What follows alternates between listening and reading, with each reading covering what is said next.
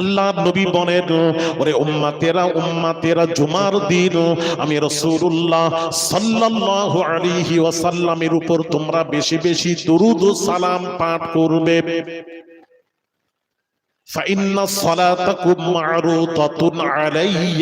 তার কারণ তোমাদের দরুদ ও সালাম আমি রাসূলুল্লাহ সাল্লাল্লাহু আলাইহি ওয়াসাল্লামের কাছে পৌঁছানো হয়।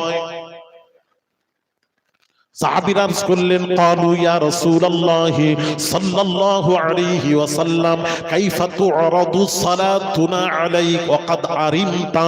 সাহাবীরা আরজ করলেন, ইয়া রাসূলুল্লাহ ইয়া হাবিবাল্লাহ হুজুর, ইয়া রাসূলুল্লাহ ইয়া হাবিবাল্লাহ হুজুর, যতদিন দুনিয়ায় বেঁচে থাকবেন উম্মতের দরুদ ও সালাম আপনার কাছে পৌঁছানো হবে। ইয়া রাসূলুল্লাহ ইয়া হাবিবাল্লাহ হুজুর, আপনি যখন দুনিয়া থেকে ইন্তেকাল করবেন তখন উম্মতের দরুদ ও সালাম কিভাবে পৌঁছবে? প্রশ্ন। দয়ার নবীর পাক জবানের পাক কথা শুনুন, উত্তরটা